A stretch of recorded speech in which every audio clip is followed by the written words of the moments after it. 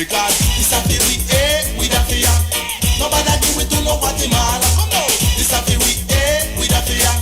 Nobody do it to no Guatemala. I know we should always help we neighbor, especially in time of a natural disaster. But this is not the case with Guatemala, because the poor people will never say a dollar. Only a few rich man will start to get richer. To the prime minister be happy, write a letter because Mr. Politician, we got to change the plans. God have mercy. Mr. Politician, we got to change the plans. This a feel we with a fear. Nobody do it to no Guatemala. Come now, this a feel we with a fear. Nobody do it to no Guatemala. Not an inch, not a foot, not a centimeter. We don't never give it to Guatemala.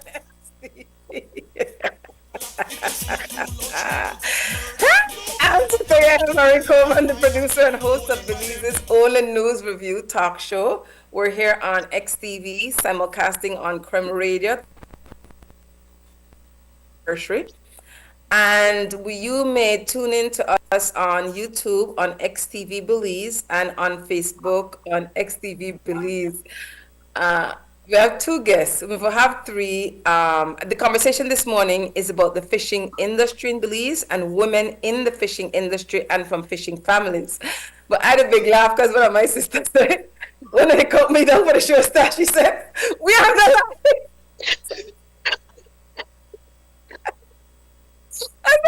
We have a live and in action. I gotta hear you, Sherlene. Okay, so let me introduce to y'all first. It's the first time I'm meeting. She's a fisher woman, Sherlene Olivia. Good morning, sis Sherlene. Yes, we're live. How the morning, sis? Okay. Sherlene never know you got live. We got a world now, Sherlene. And then we have our other sister who's been here before.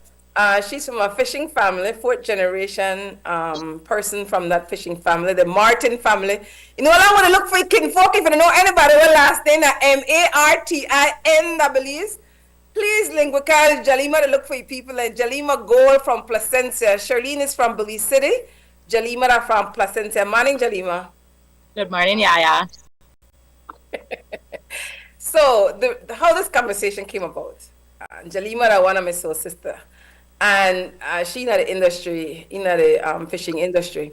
So we were having a conversation about an upcoming conference where one non-governmental organization they have Friday and Saturday of this week. And they're looking at international women in conservation.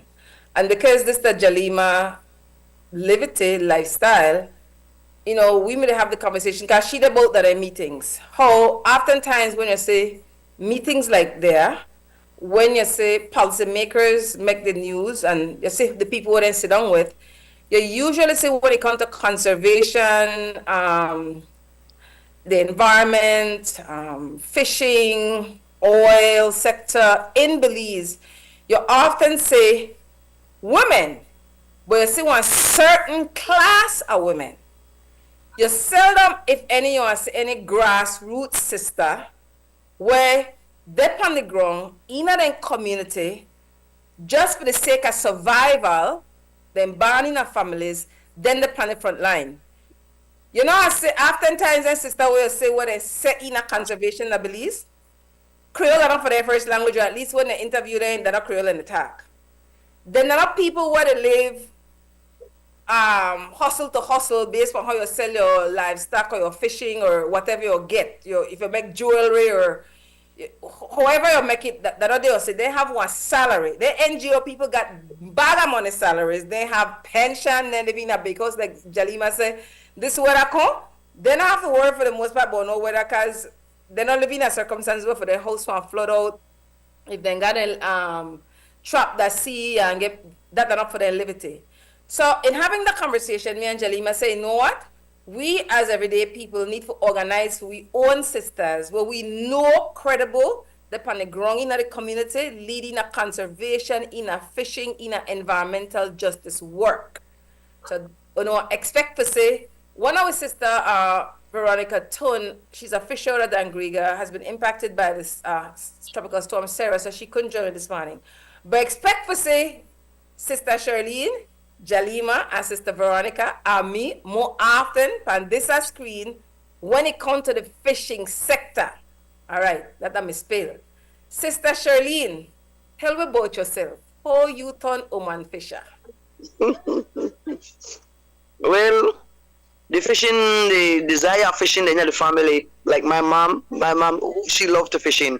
She would have sit down there with that line all day, if not the bike. She just happy she have a line up, she hand up, she line they in the water. So, you know, when you're kids, you're there by the water side, you catch the iguana and stuff like that. But anyway, nonetheless, being a woman here, that's when I come in contact with, you know, the famous fisherman, Mr. Patrick Olivia, no? And that's how I get to learn really about the sea when it comes to fishing. So, you know, I met him and then he had his own boat and stuff, and so I used to go out with her, you know, he get me fishing license out for me, and we used to go on, like, if we'd go Monday, we'd come in Thursday, we'd spend a couple of days out there. You know, he had his own camp and stuff, so he never that, like, really difficult, like when sometimes some fish have to sleep in the boat, like on the boat bow or under the boat bow, you know, or in the boat.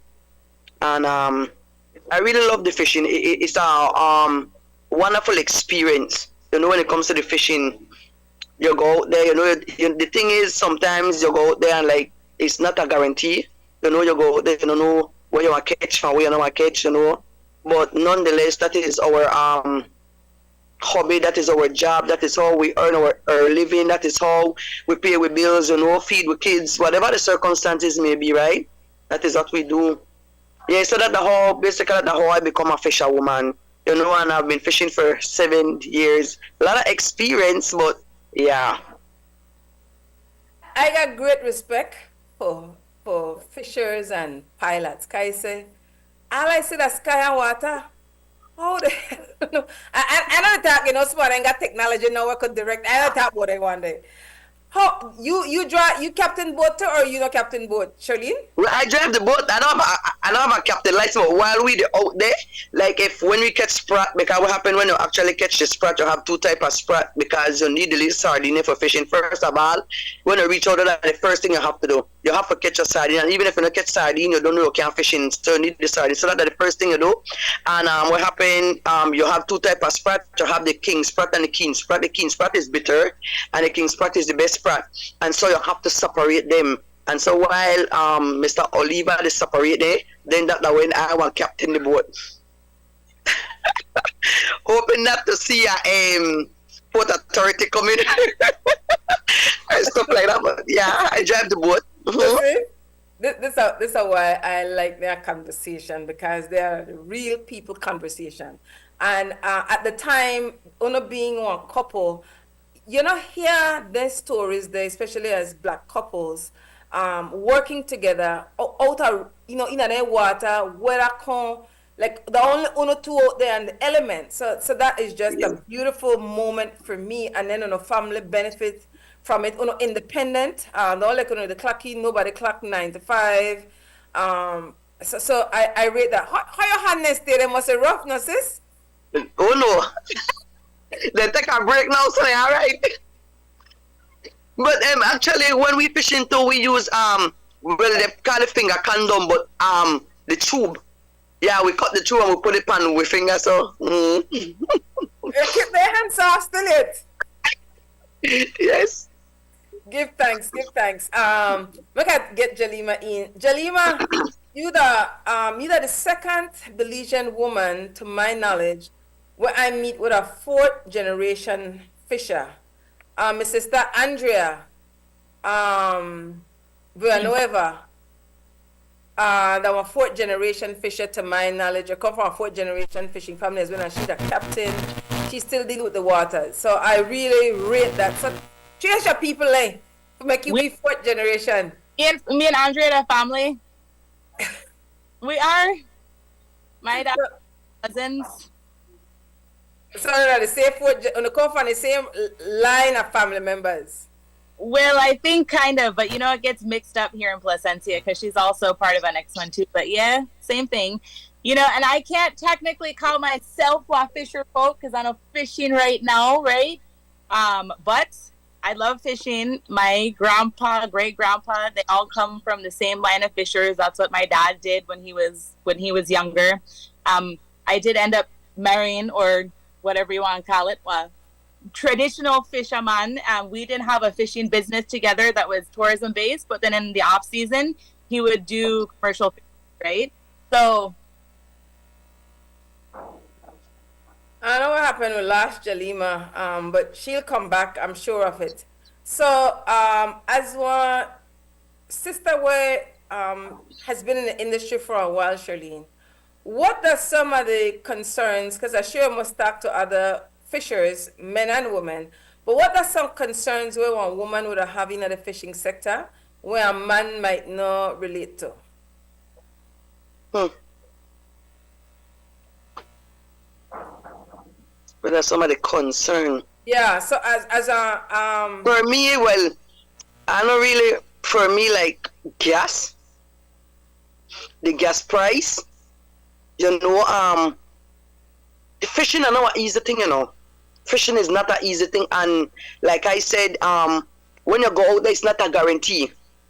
You know, you go out there with your hopes, you know, hoping and praying that you will catch something to bring back. And when you go out there go fishing, because you have to try, first of all, clear expense, because the expense not easy. So for me, as you know, experience in that field, I would say like the gas, I believe that they should have probably a certain price on gas for fisher folks. That would be one of my concern, you know, gas. I don't know, do you have children?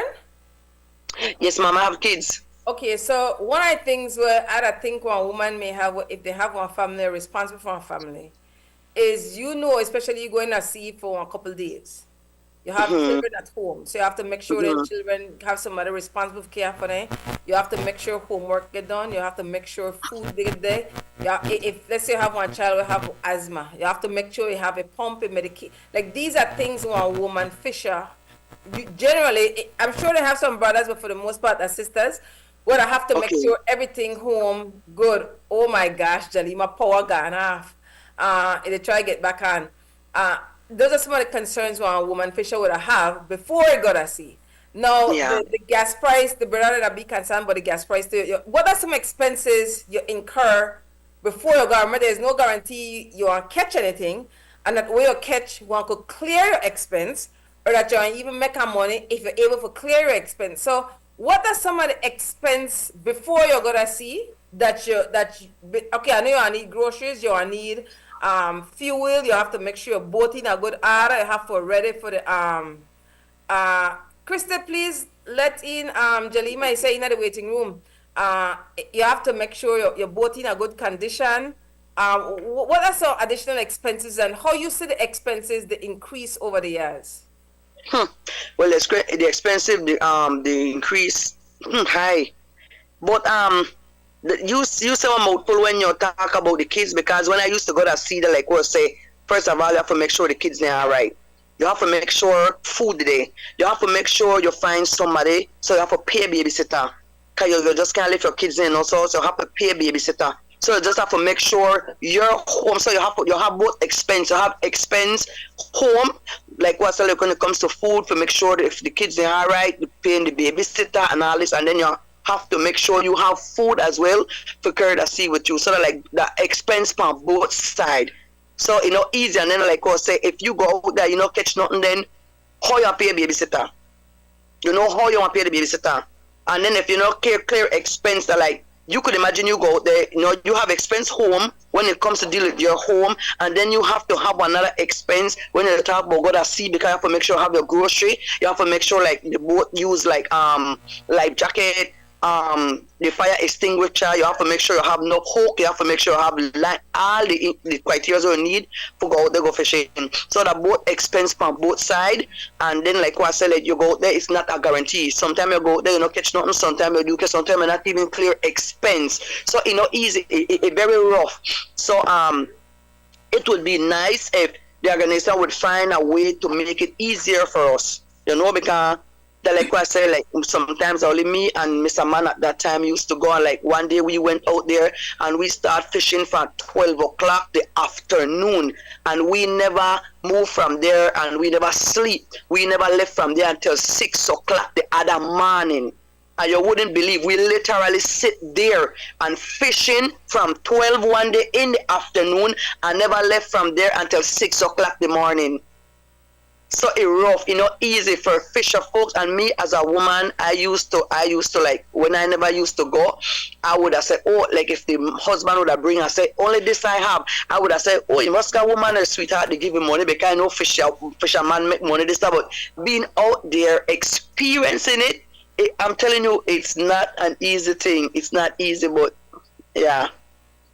Respect, I really, that's why we need to have their conversations more so people could hear. When I say when fish come from river bottom and tell us, believe them, this are really fish where they come from river bottom right now, they tell you that sort of thing set. Thanks, Sherlene. All right, Jalima, thanks. So I tell you, just a real fish out of water, you make it happen. Power gun out, you come back on. This sort of thing that he's talking about right now, how hard it is in the space that I'm in the organization that I've been like put in to be in these spaces where I hear people saying they want to help this, they want to help. How do they not even subsidize gas for that fisher folk right now with the gas prices going up and everything else?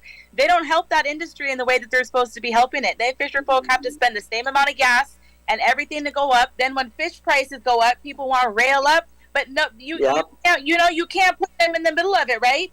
So it's like everyone to rail up about the amount of fish that they catch and how much it costs. But then for 20 years now, we've had NGOs in this country saying we want to create livelihood for fishers. We want to help them get on we want to do other things, And I don't see it happening. I see the amount of money that gets poured into saying they're going to do something. But when it comes down to doing things and listening to what people want on the ground with their consultations and, they speak to the fisher folk, they hear what they have to say. But when do they ever get anything back?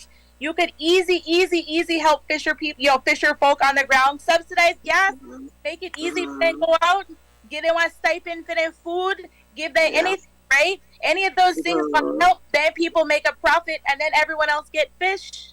See? One of the valid pushback, and I not come from a fishing family. I'm married into one of the United States. And so only belly pain, like they really make it generational that the grandchildren, they're not fisher. So I've never been into it. I'm like the how you could sit down out there for hours, fly, they bite you, catch nothing, but I'm quite happy to sit down out there. Care how much hours it take. But, and then I grew up on Cemetery Lane. And so a couple houses down, you had, the family name just got out of mind. I mean, Indian family. They had Miss Acte, the fishing family at Kempo. So we just go to the yard, go buy fish regularly. So like fisher folk that are always part of our life. But one of the things I have to push back on is, as I get more knowledgeable about the fishing industry, is that fisher folk that believes not organized. And when uno not organized in a meaningful way, this is what I mean when I say uno not organized. Clearly being a part of a corp and being part of association, not working on a benefit. If in a 2024, uno still not get subsidies, because when a big company come in, they get subsidies. They don't have to pay, certain groups of people, they pave the way for them. That they don't have to pay taxes, they don't have to pay tariffs, they don't have to pay fees for years. And I just said to fisher folk, if the people were only said to represent, in after all the years, only not said to return, only need to start to represent yourself.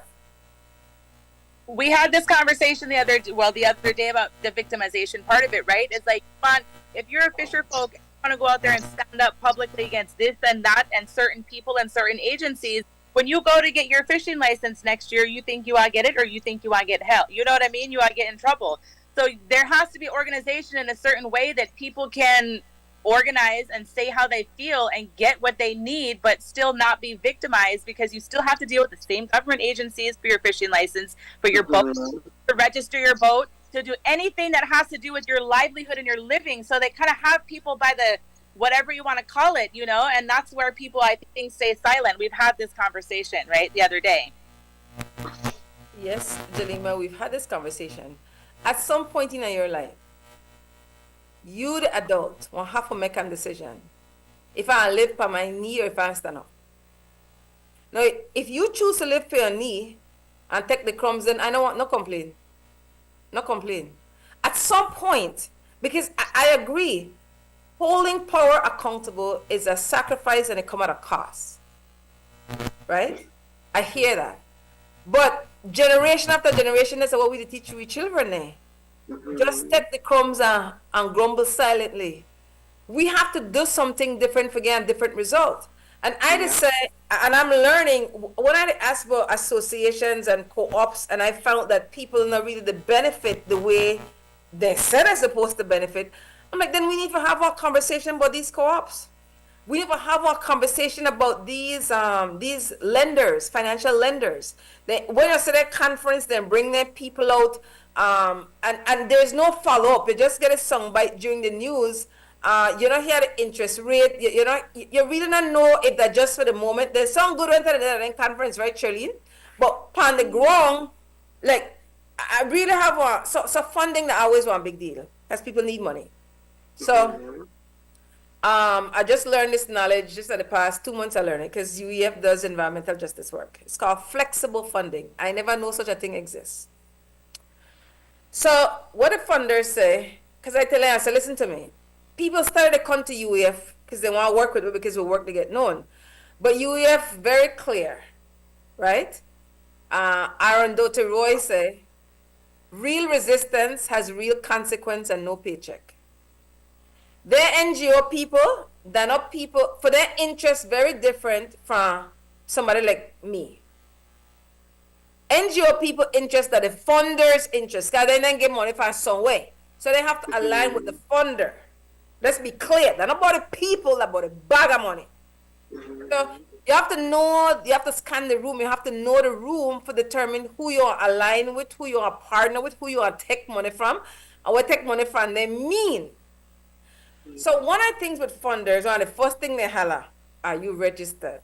Now you know, most of we people not register, no one ever register, because we just look for a particular community interest. So that they're part of NGO, then come in and say, well, we apply for the funding for you. No. I don't know how much I'll ever ask the NGO. Make us say the whole bag of money. Make us say that how much money you get from the funder. No make us say how much you want to get for manage the fund, for the people in your then you say how much you know actually end up the get. Jalima. I've asked, and when you ask and you say they have this millions amount, then you go the top cream of the crop of the whole, at least in my opinion, 50% gets to implementation, consultation, this and that, and then the little bit it just keeps trickling down and down and down, and by the time it hits the ground where it's helping the people where they're saying they're helping, right? Coastal communities, fisher folk, all those kind of things, they get the lee bit amount of money with the restrictions put on it. So what I'm learning, fair enough, Jalima, about with flexible funding, and this is the word I never know and I really appreciate, is that because this funder really cater to the people on the ground, then they done research and they found, okay, there are people credible, then they're on the ground. Flexible funding mean that they're not asking for be registered, and then nickel and dime the money. Now, like, you have to show me the receipt. Okay, you know how they go. If I spend 1 cent for chewing gum, they want the receipt. If I spend 2 cents to stay at the hotel, they want the receipt. And I agree with financial accountability. So this is new. I mean, the whole process of now having to be registered as a non-governmental organization. I know, like, a particular organization has been struggling for a year. People want in a compliance with the law. But for do it, that's such a headache, the red tape, the bureaucracy. Some people are struggling, readers who have time for read regulations and laws. They are turning one bag of money what people don't have. They make the process, you see, to be honest, I don't think they want to in the system, you know. So they find ways for screen you out politely. And then when I show up there in conference, the expectation is that you must wear a mask. You mustn't come with your enraged, righteous anger. Really want to cost them some badod and grab them and they should color. Because then they pimp off with people and with natural resources for years with the complicity of government workers and leaders. But a fool attack, I said I'm not fool to listen. So generally, somebody like me I they are going 19 years. I've done the traditional media work. They no longer invite people like me at their spaces and to be, and I know one go because it's violent spaces. People that speak is spoken. First off, they code switch because most of them are not talking English. And then they're always very be hopeful, man. Not be vexed. Like what bad what I mean? You much people dead. You know, fishing family, people depend upon that money. There are people who are sick in their family. Then you hear older people where they dive, the impact it have on their respiratory system. They don't have no pension. They don't have no health insurance. Some people they suffer and not the one thing for dead, but suffer till they're dead. Huh? You have one right as a human being. You have one right to live one adequate life. But, and this is why they say about the fisher folk needing, at minimum, we the fisher folk, the everyday people, we the consumers, because that's supply and demand. So when people get conch and lobster off season because there's a demand for it, so then they supply it. I not to say I'd encourage it, I just say everyday people, like this is a weak conversation to like, you don't have to come from a fisher family as a consumer, this is a weak conversation. We have to start to study and learn so that anywhere where we there, we need to think, oh, they want to know better than we can got colonial papers. And I make them bring some European people racialized as white, some mentally enslaved. As soon as we see them, we think, say, oh, they know better than we. So we have a lot of work for do as a people on the ground. And then when we become knowledgeable, because you know, until I learn something, I really like, man, I never, like, I feel good by myself when I learn something new or learn something different or get clarity. So anywhere there, I'm like, nothing no goes. Matter of fact, make a call me lifeline fisher woman Sherlene and put up on speakerphone, make on a hear phone itself. That what fisher folk have say that not what I want to hear. As far as most people concerned, I know embarrassment, but I'm not there for play. I there for expose people what they use we people name for funding, for clout, for get invitation for travel, for make documentary. And the people then they suffer. Anyways, I hold the mic long enough. Before we got a break, what else Sherlene and Jalima want to say as it relate to people need to organize, to represent their own interests? Because what we have in a place right now, not the work. Yeah, and the truth, I it's nice because I believe that we should be recognized. Like I said, because we are a big part of society, providing through the products that we bring, you know.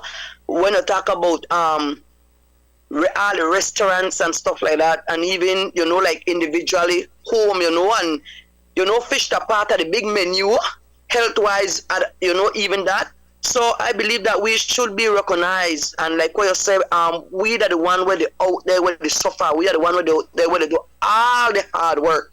You know, so it's very good and it's very important, and it would be nice to be recognized, and that something should be put in place that we could look to, like what I said, because they don't have guarantee. You know, people work every day and they have a guarantee paycheck. They could assure that, you know what, I could meet my light bill, I could meet my water bill, I could meet my children in school fees. But what about us fisher folks that doesn't left anything out there in the water, but still we go out there and see what, you know what, how we can make our living.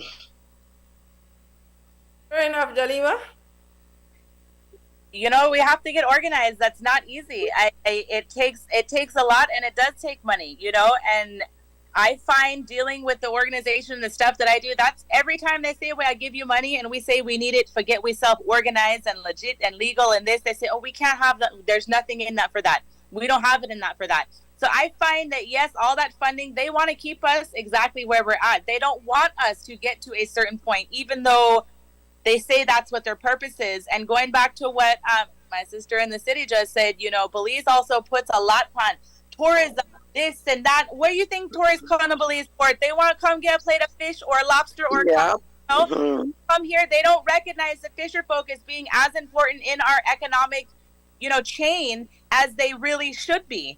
I mean, the other part of it is food security for our people and for culturally. Fish, we've always eaten that. Most people here in Placencia, coastal communities, you know how hard it is to get fish right now, and that's part of like our culture. That's what, you know, ties certain to that. And I think a lot of that is also getting lost in it as well. Good, good, good. Huh. Now, just the first half hour and a fire conversation. Okay, we have to take a first break. Stay tuned. We have with us this morning fisherwoman Sherlene Olivia from she based out of Vernon Street Fish Market, so not want to recognize her. Then we have Jalima Gold from out of Placentia, fourth generation fisher family, the Martin family, a great grandpa, a grandpa, a pa, and now she. Oh, there's a fifth generation cast for she you got a business. My daughter, don't forget Madeline, because I have a 12-year-old girl, and she want to be my deep sea fishing guide when she gets older. She goes out there. That's the other thing I want to talk about, because they had to take away certain things. Right now, kids know that even they pawn fishing boats until a certain age, and you tell her you can't go out there and fish with your pa. Her pa says, "I carry she, you crazy." But right now, that's another thing that happened, that we're trying to cut out the generation of hers to tell them they can't go out and go fishing with their dad and go dive for lobster or conch. That's the next thing. But yes, I have a fifth generation over here, which is why it's important for this conversation to happen, because if we don't do something now, by the time Madeline wants to go out there and catch fish, she'll barely find. Indeed. All right, I'm gonna stay tuned. We make sense of the news, the only news review talk show in the country. Break time.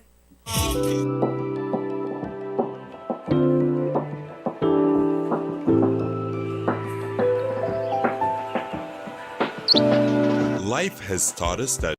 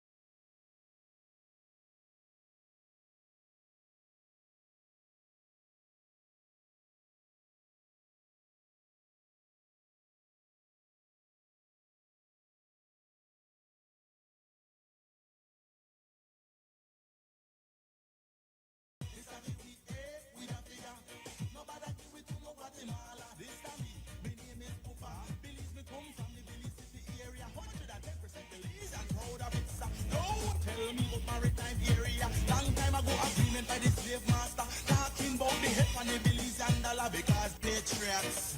All people who love them country bad, love them homeland. Will never give it up to another nation. Them country bad, love them homeland. Will never give it up to another nation. This a we da fear. Nobody do it to no Guatemala. Follow me now. This a we. Nobody do it to no Guatemala. This a me. My name is Pupa. Belize me come from the Belize City area. 110% Belize and proud of it. Don't tell me about maritime area. Long time ago agreement by the slave master. Talking about the head on the Belize and dollar because patriots. All people who love them country bad, love them homeland. Will never give it up to another nation. Them country bad, love them homeland. Will never give it up to another nation. This a we we da fear. Nobody do it to no Guatemala. Follow me now. This a we da fear. Nobody do it to no Guatemala. This a me. My name is Pupa. Belize me come from the Belize City area. 110% Belize and proud of it. Don't tell me about maritime area. Long time ago agreement by the slave master. Talking about the head on the Belize and dollar because patriots. All people who love them country bad. Wait, I'm YaYa. I'm the producer and host of Belize's only news review talk show. I tell you, I feel like I'm at a playground right now with my two sisters. They have a good time with fisherwoman Sherlene, Olivia, and fourth generation fishing family member Jalima Gold. Sister Sherlene is out of Belize City. Jalima, the from outer Placentia. So make I tell you about Sherlene, right? Sherlene never knows sex. That this Zoom got to work. You know, the first segment, my sister be quite confident and they don't come to bed, they have a conversation. What you hear? You got no whirling jump off. Cheers, you back on. I like you, sis. You're real. But this is the one conversation when we had another break. I tell you, these conversations during the break are real conversations. And oftentimes, when you watch the news, how much time Sherlene and Jalima, you know, hear money gone to capacity building. No, I don't know if people even understand what capacity building means. It took me a while. Sherlene, you know what capacity building means? Well, like capacity, like my understanding, like when they say, like, can I use the word full to the capacity, like you can't. When you hear capacity, you think about Jalima. When you hear, I had to look for context too. I'm like, okay, I know capacity in the way you just describe it, but the way then they describe it, I never for the longest time, and that when I'm an active journalist, I never understand what capacity building mean. Jalima, when you learn what capacity building mean, bad want to go for capacity building for the NGOs and government. That whole word kind of makes me like not get cold feet, but even get like shocked because I tired to hear that word, to be honest with you. And I hear certain when they talk about capacity building, they say they want to give people the tools and the knowledge and whatever it is to help they build their own capacity, I guess, and whatever it's trainings, it's that, but it's not what people really need on the ground. I still am not completely 100% sure if I even understand what they mean, these NGOs and other people mean when they say capacity building, because they always come to you and say, this is what we think you need. This is what we think you need to get, build your capacity to have a better alternative livelihood or whatever they talk about. But capacity building, there's a lot of money in all of, capacity building. But I don't know where that capacity is being built. It's not in a house. It's not in a boat. They know to build that, you know what I mean? And then there are these buzzwords. Remember, with the deal that a lot of people have colonial papers, meaning associates, bachelors, masters, PhDs.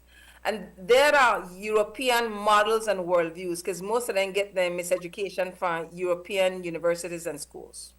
And it seems, I got on a check out some environmental NGOs when I'm at the study for the show. And I never noticed this before, I don't know when this trend started, that when you go and look on the environmental NGO staff, now they start to put the colonial letters behind the staff members. So you have MSc, they want to make you know for them people got colonial papers. That's a new trend what I just noticed. Now, so you have buzzwords. They call it nature-based solution. Nature-based The equity. That's the new one. It's not just nature-based solution. It's nature-based solution for adaptation. So there's all these buzzwords, and one lot of the thing there, we don't know what it mean. Now, we don't live the meaning and anything, we don't live it. But just that the language that they use, they're not language where, they're not so we talk, they're not so we relate, they're not so we communicate. So there's a big, like Jalima and Sherlene said, there's a big disconnect between the people who say that they represent the fishing industry, fishing sector, the women in particular in the fishing environment. There's a big disconnection there, but nobody know the whole people accountable. So then Papua like kites. Then they make documentary, then they have international conference, then they get bag of money. Because we the loading. We the loading. So I always say we have to hold with self-accountable for not the whole day accountable. But one lot of time we people just to deal with better. But issues nobody got time for the listen to for them conference and analyze them. But we have to make time for do it because only the people and say the people that we the lose out. UEF has been hosting these Belizean Garifuna Our Stories the past 2 Saturdays, the next 2 Saturdays from 10 to 11 here on XTV. And we're looking at African descendants racialized as black people as a block of people. If we stay at their ethnicity, the divide and conquer will continue. We have to look at ourselves as a block of people because they don't election they come. This is how people organize now. They organize as black, like we are the business interests. We that a fishing sector interest, we that a whatever interest you have, all want to come together and say, listen, this is how much money for we industry begin in the economy. That's why we need to study. So that when, even though we could talk in Creole, they know say, that's why they fear now. They fear us being, we come together collectively, put all our knowledge together, synchronize with knowledge. When they say SISO, I say, oh yeah, I know that one there. And when they say statutory instrument, when they talk about amendments, when they talk about regulations, when they talk about the substantive law, like, yeah, we know that mean to, that's what they fear. Because it's knowledge alone is not power. When you're able to act on that knowledge. Yeah, got that right. Another one what they use now, that empowerment. Jalima, should I see your face? Gender-based solutions, empowerment, I mean, all of those catchphrase words that sound exciting and sound fun to the funders that have, that are not here, or the people that are, saying that they help, that's exciting. I think to hold them accountable, and I'm not really good at this, but all those people deal with stats, right? Someone needs to go through and find out, because a lot of this is public knowledge about the amount of money that goes into this country and comes from certain agencies. And in all of those, that grant, whatever it says, this is how many people it's supposed to help. This is how many people it's supposed to do. Someone needs to ask all these people with get a dollar amount and say, this is the amount of money that's come into this country to help fisher folk. I need you to legit tell me and get me some data. How many fisher folk have been helped, and where are they now 10 years down the line? Yeah. Ask them. Well, that is why I'm excited about these fishing journalism reports from a number of Belizean journalists. So I'm going to look upon one recently with Maricela Maya, the editor of XTV and Creme Radio News did, looking at the gillnet, for example.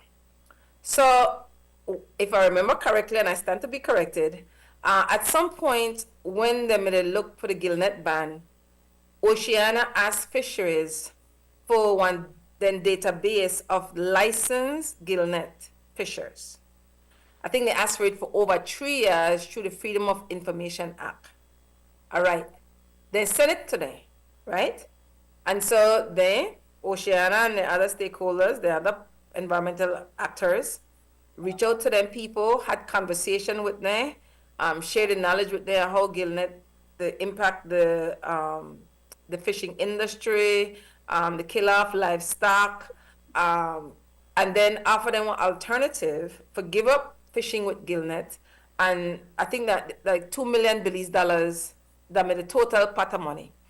And I think one fisher say maybe for his family may get $50,000, I think. Now after that don't happen now, here come fisheries and say, hey, on the list we may give you with the names of the licensed gillnet fishers never complete. There were some other fishers who should have made the position is under the fishing industry representative for the state. We come to honor ask you for a list. The honor give we incomplete list that the part honor now for compensate or figure out how to help the other fishers. So I just say until this story come out, I never know this. And I just say you could go the I could send in the interviews if you don't want to see the interviews.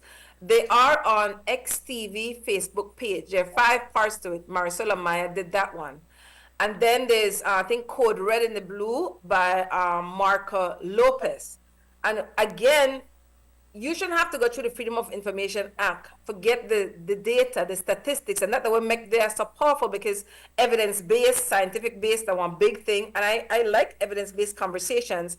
Everybody can have an opinion, but you need the evidence for better understand one situation, for come up with solutions, for plan for the future. So Marco and others have been saying, it's just that the Marco, the spotlight depend right now. They said, and people have been saying for a while that the amount of fish with us in the water, not in the water no more, in another day. So we need one accurate accounting of what in the water. We hear said the state they have conversation with Taiwanese for deep sea fishing in the EEZ zone. We don't know what that's true for what not true. We want to know. Again, fisheries they give hard time, but because they have links with people outside the country where are known for doing research, for publishing, for having debates, they were able to tell that indeed Belize fish stock is in crisis. But I don't know what the state they say, while the plane and they full up with people that come in, then they act like fish other sea life can't done in the Belizean waters. And the first priority should be a people. It's cultural, it provides protein, a way of life as far as a diet, how people make their livelihood. So that's why their conversations are earth environmental journalism and could go, not take anything what we just say up here for gospel, go do the research and check it out for yourself. If you don't want to read, they have the videos. We could listen. So that data is now being provided in a comprehensive way. We don't have to go look for it. And this is why they say, I don't want to make their stories just be another stories. UEF and Belize Federation of Fishers want to join together in 2025.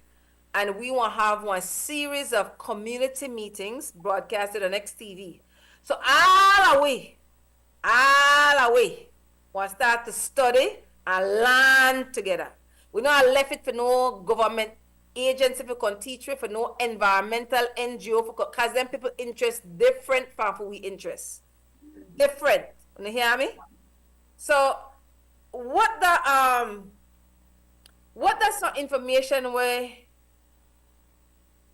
or what the one latest news story, Sherlene, where you remember hearing and you're like, who do people talk to? Because they certainly never talk to me as a fisher.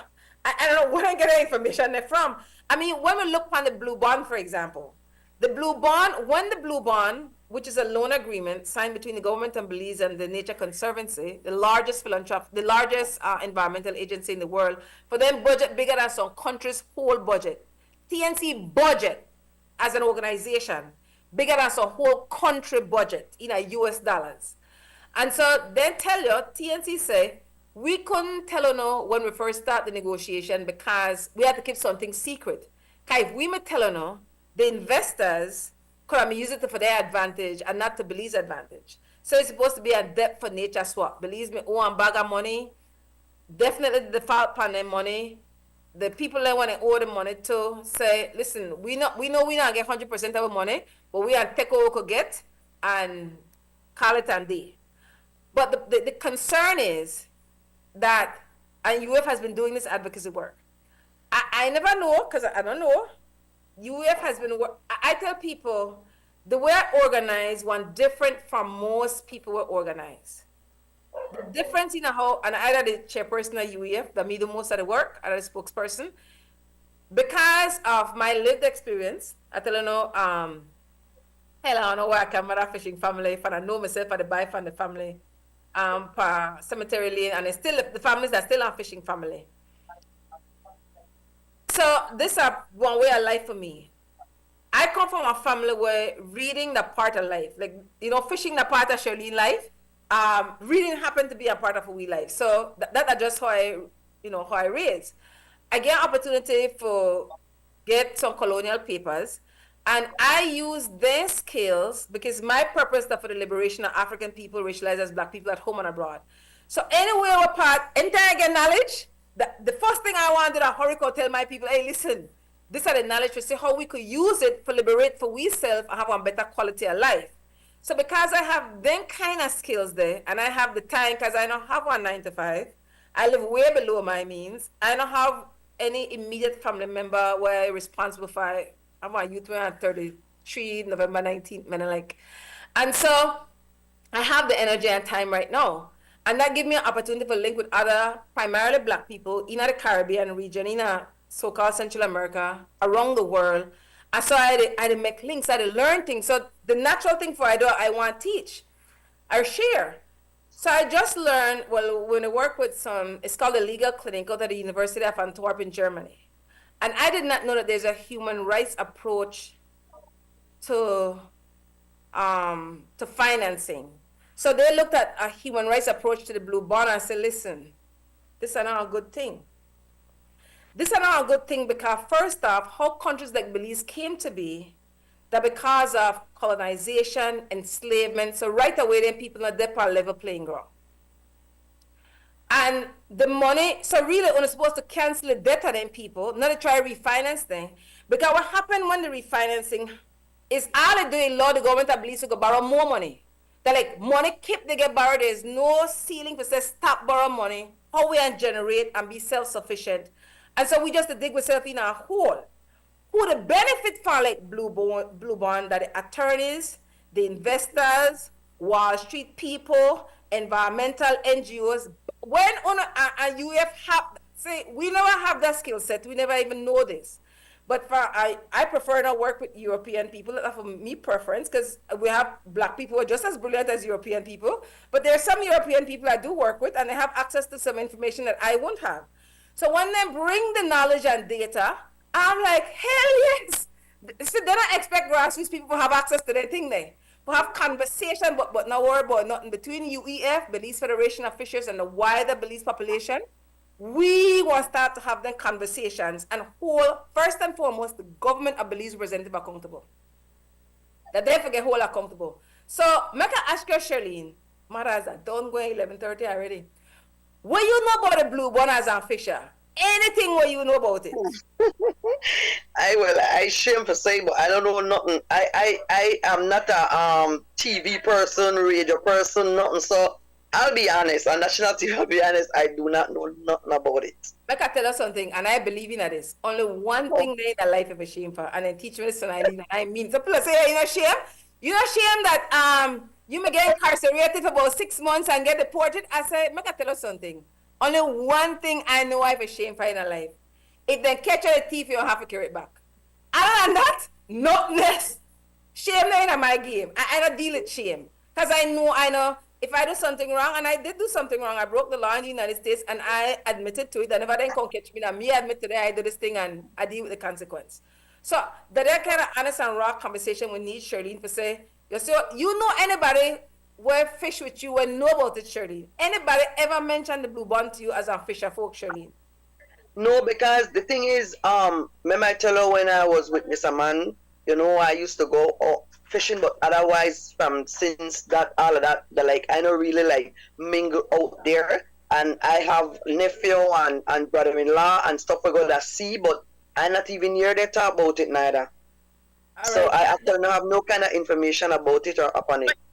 This is where part of the issue comes in when it comes to things like that. And I will, be mindful on how I speak because YaYa is my position. But before any of this happened, they said they did consultations with fishers. They said they knew what they were doing, all of those things. And part of this blue bonds is the MPA and protecting, 30% of certain waters in Belize, which directly affects certain fishers, whether it's full no-take zone. I mean, there's different areas when it comes to like an MPA, which is like a marine protected area, right?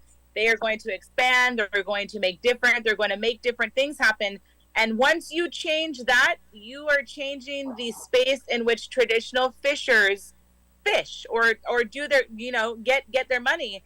And so that's where there's not a lot of knowledge, and they said that they went out there before all this happened and they got the knowledge. This is what Belize wants. This is what the fishers want. This is how we're going to help them, and it hasn't happened. I want to touch quickly on the gill nets thing too, because yes, gill nets are they're not good for the environment, but I want to see the comparison on how much unregulated development in this country has ruined our fisheries based on the or just compare it against what gill nets are doing. Because I would say that unregulated development in this country has done just as much damage, and they're not going out there and doing anything about that. All they're doing is taking away gill nets and saying, here, we'll give you a little bit of money, and that's that. That's a good point. That's why we like have their conversation. We have to take a quick break. We'll expand on that conversation because we need to. And then, I just want to really thank Fisherwoman, Sherlene, Olivia, and with sister fourth generation. I want to say would be very specific in the capacity with Jalima they had attack today. It attack as a family member, fourth generation from a fishing family from the Placentia, which has originally been African descendant Black Creole fishing community. Now you go to Placentia, now you won't know because of the amount of European immigrants who are there, the million US dollars houses were there. Exactly, that's why Jalima could say what he say about these coastal development. We constantly say story after story, our government in a conflict with coastal developers as it relates to tourism industry, because that the tourism industry bringing the bag of money for Belize. But we can get to that. Right now, look at the tourism industry right now. This one storm, and they have no flights to come in, no flights, no tours to go out, no nothing to happen. So then what happens to anyone that's in that industry? Nobody wants to talk about it, but destroying mangroves. Mangroves are nurseries for our fish stock out there. So how many mangroves have been destroyed in the last 20 years to build big fancy houses? That has to have some kind of correlation with the fish stock that and how it is out there, but nobody wants to talk about that. And it might sound crazy for true, because even in the mangrove we get a lot of fish. Like we have time when we literally go to the creek. You will call it a creek because it's surrounded by mangrove, and we will actually sit there and catch some nice fish. And so even the mangrove produce product for us. Respect. Yeah. Big thanks. We have to take a quick break and stay tuned. I'll come right back. If you need me.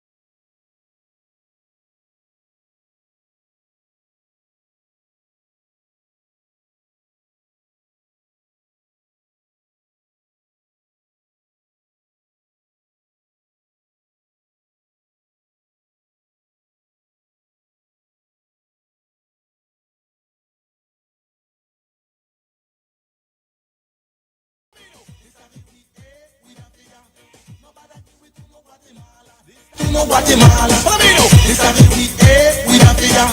Nobody give it to no Guatemala. This a me name is Pupa.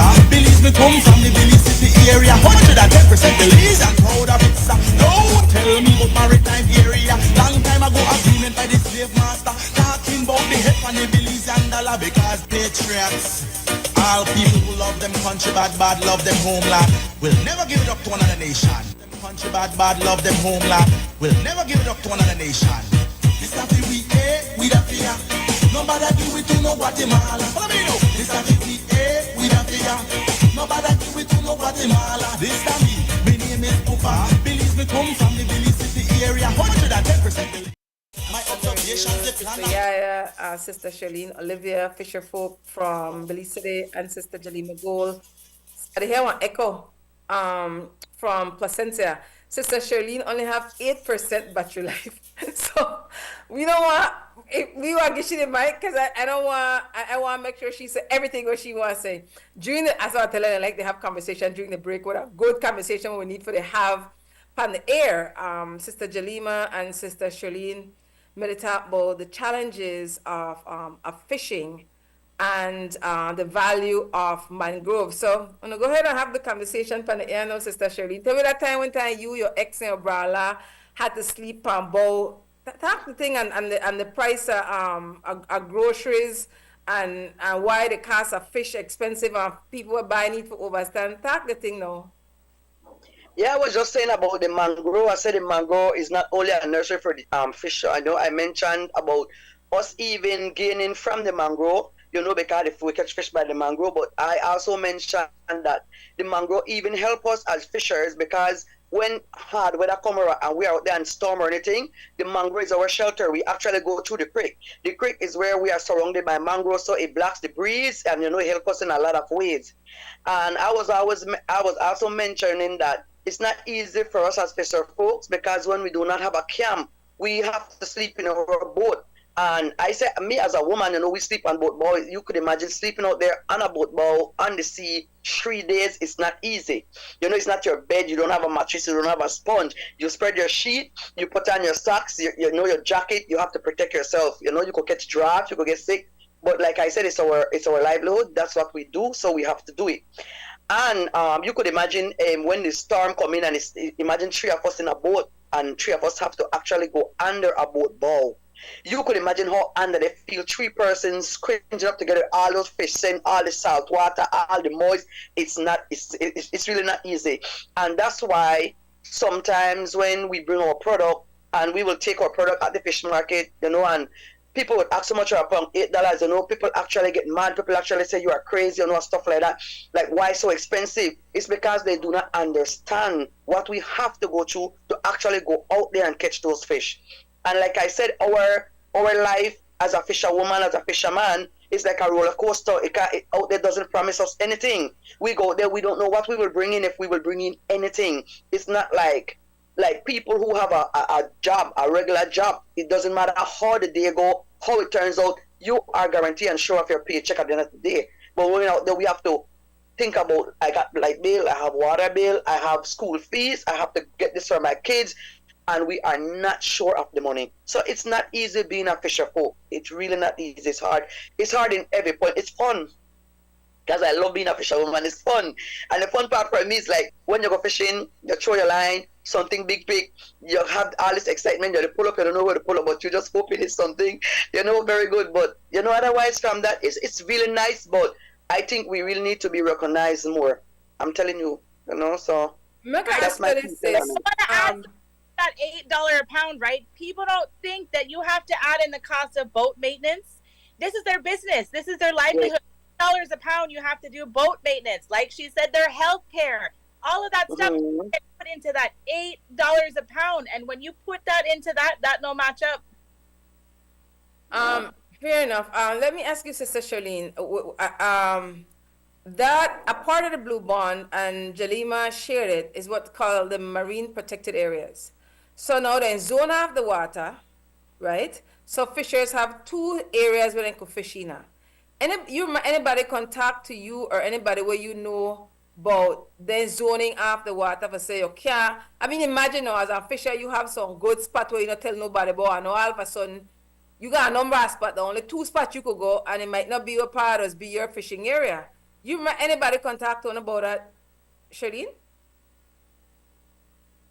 No. Mm-mm. I've heard about zoning off indeed, but that sister again, hold on, sister.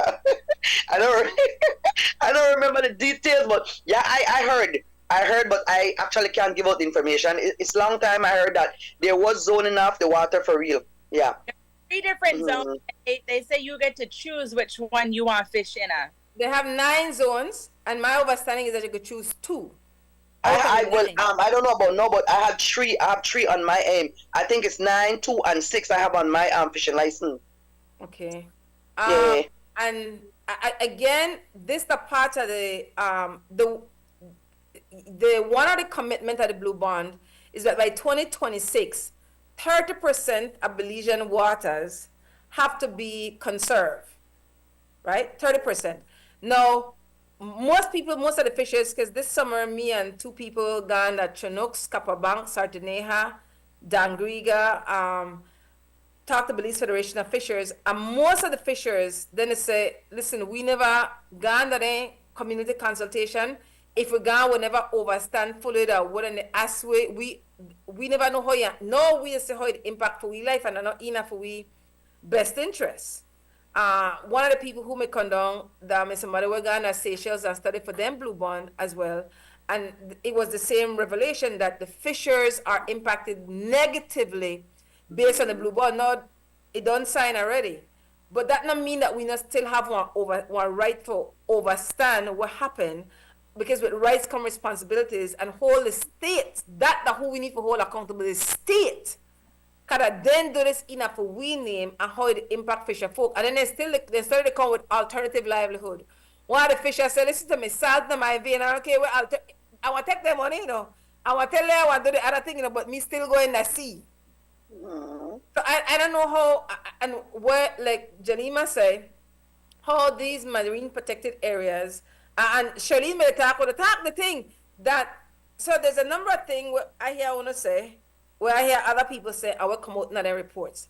So for example, with to get a fishing license, first, I mean, only like ban Belizeans can get fishing license. Then one politician down south for vote decide that they are moving to not only citizens but permanent residents. So then you have Honduran and Guatemalan fishers who just get a license, they still live in the country. So because they got a license, then the report is there's a number of violations. Now Belizean fishers violate too, but the report you get from down south in particular, that then they violate. Another one of the things where Sherlene touched on. So tell me what I said earlier, Sherlene, about that. No, yeah, just being out there amongst the fishermen, and you hear them talk about how the aliens they come across. Now they are giving us boundaries as Belizean. This is our waters, but still, you have like aliens come over, set their gill net, do what they want to do in our waters, and then from there they go back where they come from.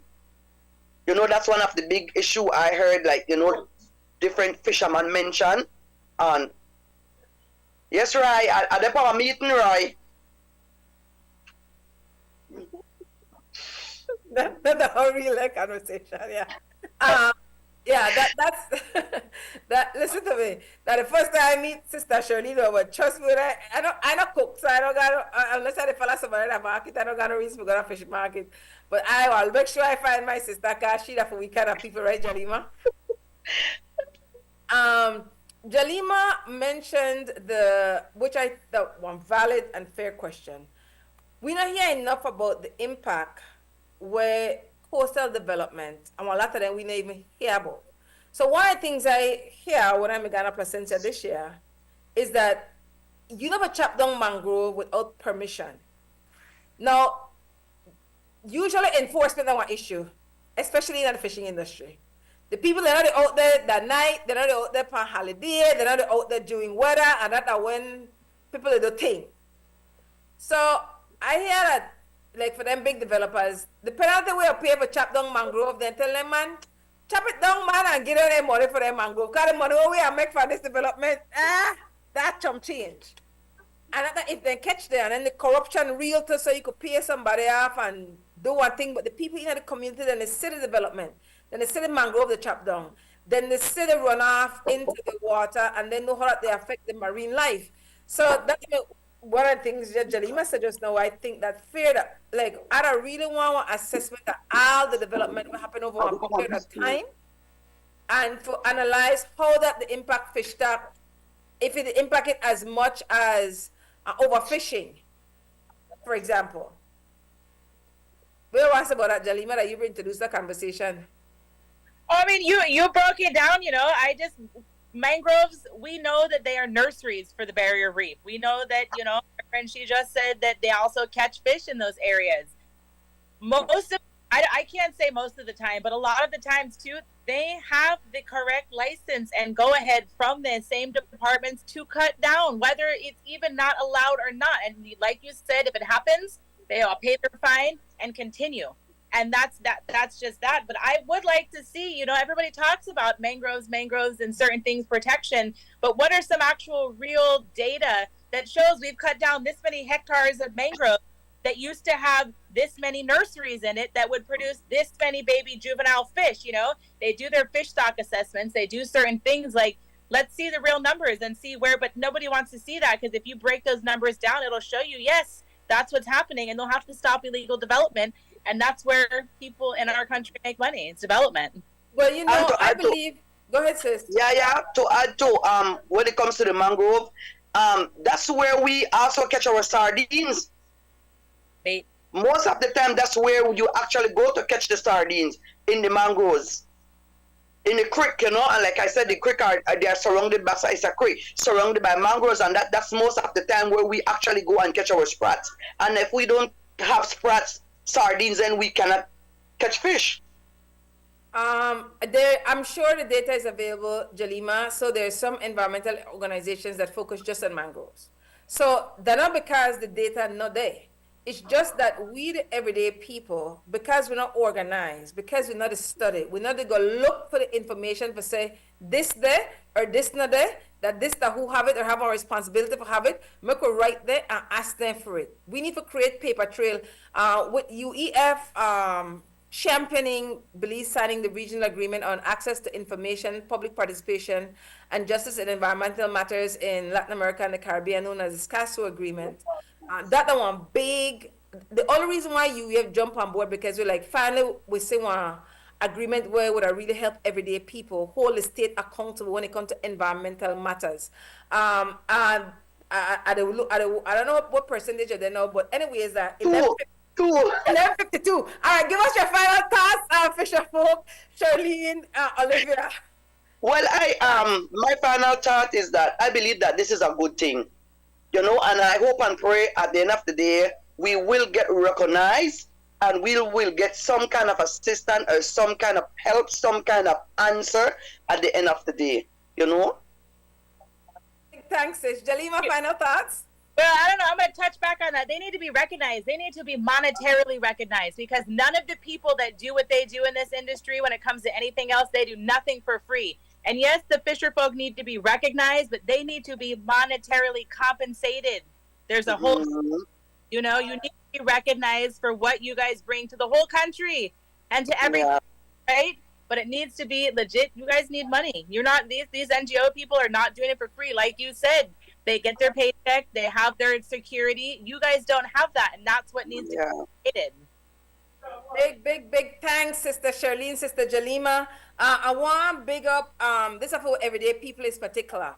Starting the 8th of this November to the December 13, 2024, a Mandala newspaper have a Mandala Xmas 2024 giveaway. You don't have to get the Mandala newspaper, and then cut out the ticket, put the name on a phone number or on address. Thanks, Christy. Then they give her turkey and ham, one case of soft drink, that one combo. No, you don't have to buy the ticket. That's for free. Turkey, ham, case of soft drink combo is the Mandala Xmas 2024 giveaway. You go drop it in the basket, the Mandala. And then the winner will be announced on Friday, December 20, 2024 edition of the Mandala. You could also take the attached ticket and drop it off the for we office or any of the district sales agents countrywide. This is the good part. You can have as much entries as you want. As much as and a free. You can't ask this for free turkey or ham. Here's a combo soft drink. You can't say a mandala newspaper to give you something, people. Yeah. After receive that to help. So try get for a mandala newspaper dated from the November 8th to December 13th. We want thank with I know more likely must say I finish before 12 o'clock. We want thank with security guard brother Lloyd Lewis. We want thank the brother Ina Creme Radio. How we say my cast my Creme Radio. Larry G, and we want thank with Master Chief Operator Krista Flowers in the XTV studio. This show, the reason why I was saying I done earlier because I don't want we done and then my sister credit, my sister date, my sister no have no more energy for your phone. That like we say 1% now. So let's say 2%. So another 11:55. This show will repeat at 5:30 this evening, and then at 1 o'clock today. This is upon XTV local channel. Yesterday's conversation, UEF Belize, Garinago, our stories. We had our sister Rene Nunes. Vibrant conversation will be repeated this afternoon at 1 o'clock on XTV. Today we had a conversation with fisherwoman Sherlene Olivia and Outer Belize City, Verdun Streets Market, and sister Jalima Gold, fourth generation fisher folk from a fishing family in Placencia. UEF saw the Ubada Educational Foundation using this platform, saw the need for we have this conversation from the bottom up. When you hear we say bottom up, it means from within families, within communities of the people who are their everyday life are impacted by the conversation with that one fishing industry conversation. Primarily because of these stories that Earth Journalism Network collaborated with Belizean journalists, and there was a focus on, as related to zinc fence, Marco Lopez, code red and the blue, looking at the fish stocks being depleted in Belize and the fishing ministry not being forthright about it. And then with XTV editor and radio and journalist Maricela Maya Gilnet series. It's a 5-part series video. You could go to XTV Facebook page for today. We want to follow up on that, and we want to center women voices. We want the women take up physical space. And one of the things we never touch on is the mental impact, the stress and stress scale. When you're out there under that ball, you have all the expense. You might have one child home where they misbehave, or one child was ill, or one elder, 100, and you know they make the money. You might they have spousal issues. All them things impact women, impact human beings. But with the focus, we say as women that we have to organize and center for we voices, for we experiences, and stop the dependence on government agencies, government representatives, environmental NGOs. We're disconnected from roots, people in our meaningful way. Remember, real resistance have real consequence with no paycheck. And so I want to thank my sisters then. Thank you for make time this morning. We'll come back again because we forget Sister Veronica Tunout at Dangriga Wabafo Fishing Association. This tropical storm Sarah really has had an impact on, to my knowledge, out west and down south. So we have to, this is our power one environmental NGOs then come in now. For help the fisher folk with real money. Another nickel and dime, I want a receipt for everything. Can't nobody not try to come up in at then sufferation time. People got real expenses, real challenges. And for treat people with respect, can't go away for talk to you like, then the people are we and other people are. I'll be presenting at that conference. I'm on the platform is because Sea of Life, they recognize International Women in Conservation, and one of UF partners are Black in Marine Science. So Black in Marine Science to give me 10 minutes of a day, 90 minutes platform on a prayer for me send good vibration that I control my emotions, that I represent in a well, and that they really hear where I got to say, because that's something why I struggle with. I know what I have to do, but when I get there, I just saw bad word vex. I knock my head. And in order to be effective, I really have to control my emotions to represent the people well. So that's why I'm being next Friday and Saturday, the All Belize. All right then. So in the future, my two sisters will take good care of ourselves and our family, and I really appreciate the sacrifice and the make shot notice today, do it. And until next Sunday, only the people want to save the people. Thank you, YaYa. Nobody